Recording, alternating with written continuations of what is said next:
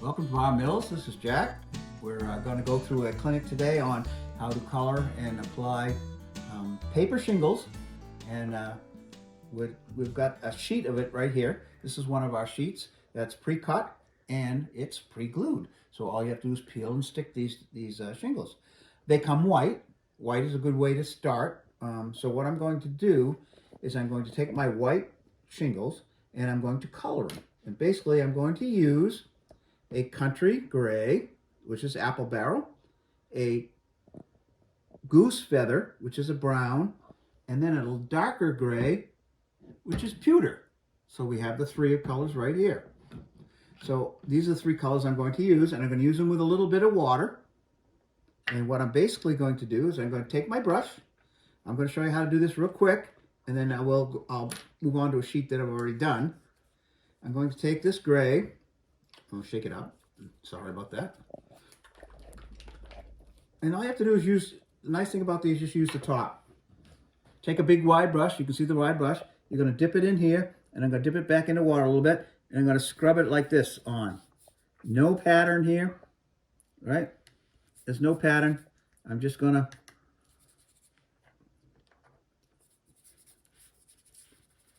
there's no pattern. This is basically it. Leave it. I'm just scrubbing it on.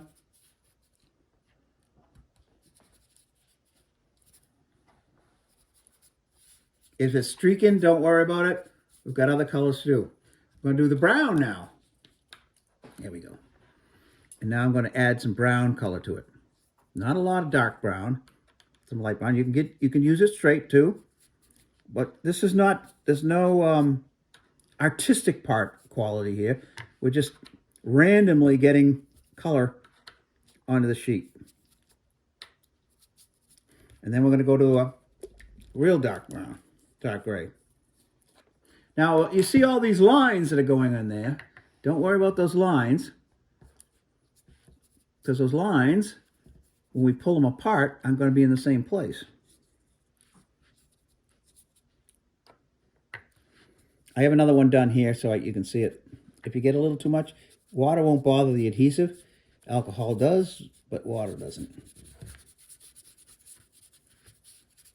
There we go. And that's about it. Now you color them off. When you take these and you peel off each one, it's going to be like you've colored each individual shingle a different color. But it's because you're not going to put them back in the same order, they're not going to have lines and stripes. Okay, here's one that I did earlier. Now it's dry and ready. You can see that it's randomly done with the dark gray, the light gray, and a little darker brown. Depends upon what you want for your colors. If you want a newer or older or weathered, it all depends upon those three colors. More light gray is weathered, more dark grays and the browns will be a newer shingle. The next thing you want to do is make sure that your roof, whatever your roof you're going to do, you want to scribe lines on it. And necessarily, these aren't lines that you're going to follow, but you're going to be able to line up the next piece, and you can tell by looking at the space between the line, if it doesn't hit the line, that you're going parallel from the bottom edge up. Once you've got your lines all drawn, you start putting your rows on. I'm going to show you how we put one row on. So what I'm going to do is I'm going to take my piece here, and I'm going to kind of lift the edge of it, and that's going to come right up like this. And that gives me a piece, and you can see all the colors here. So the next thing I'm going to do is I'm just going to take it here and going to line it up so the reveal is about the same. But you can see it didn't quite come to the line, but what I'm going to do is maintain that gap. See that gap across, all the way across the top of it. And I'm just going to seal it down like that. And that seals them down. The next thing you're going to do is flip it upside down, if you can do this on the thing, and run your knife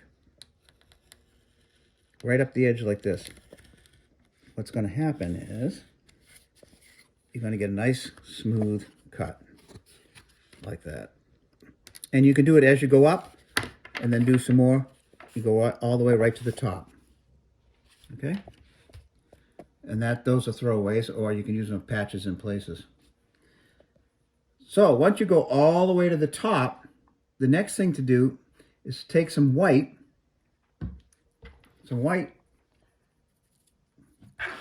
excuse me, some white, which is apple barrel, plain old white. Let me move these over here out of the way. And I need something to clean off with. I'm going to take a little bit of it, a little bit of white, use the top again. Try and get most of this off. Most of it off my brush. And then I'm going to brush from the bottom up to the top like this. If you get too much of it, just rub it off with your finger. Just like this. And what you want to do is just hit the highlights. Hit the highlights. And you're lightening everything up too. So you're going to get rid of it all. And that gives you, let me show you that. That gives you all the highlights. You're highlighting some of the shingles. And the next thing I'll do is, once the roof is all done, is I'll go back and by putting it under one shingle, I'll lift up shingle like this. Just tick them up here and there. Randomly do them. A little hard to do the way I'm doing it, but just randomly do them all the way across. It'll lift up a shingle. It'll give you a little more pattern to it.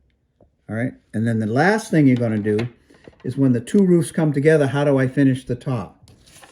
On your sheet, you're going to find out there's an edge piece here that's solid. So what I've done with this is I've made it 1 3/4 inches thick, made a dotted line down the middle, and I'd cut this out and I'd fold it on that dotted line. Now I have a folded piece, and all I have to do is take that folded piece and just fold it across the top of the roof, and that finishes off my roof.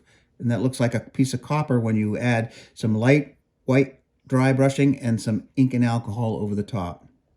The only thing I do last and least is I'll take my thin brush right here and my ink and alcohol, or Hunter line, which is a darker black, and I'm going to highlight the very edge like this.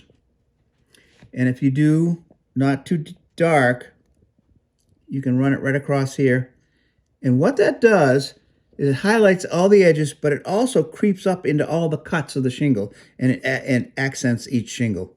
Very simply do it. You might have to do this like twice or maybe even the third time, but not a lot, and then you're done. That's all you need to do. Your roof is done. It's real nice. It gives you a shingle that looks like it's been there for a while. And this, just to show you what you got here, this is a plain roof with its continuous single color, and this is a roof that's been weathered. So that's the difference between the two roofs. So if you want to try this out, all you need to do is pick up the 3 colors I was talking about. Again, we're going to go pewter gray, goose feathers, and light gray. Those are the 3 I use, and the other one is the white, regular old white, and then Crema Coat. This is sea green. Sea green, or any green that's that light color. You can start off your copper color. Little ink and alcohol. Take your time. Make sure you put your lines in. It'll keep them going straight and not running off. And then you're all set, all done. If you're gonna do a good sized roof, you want to do these at the same time.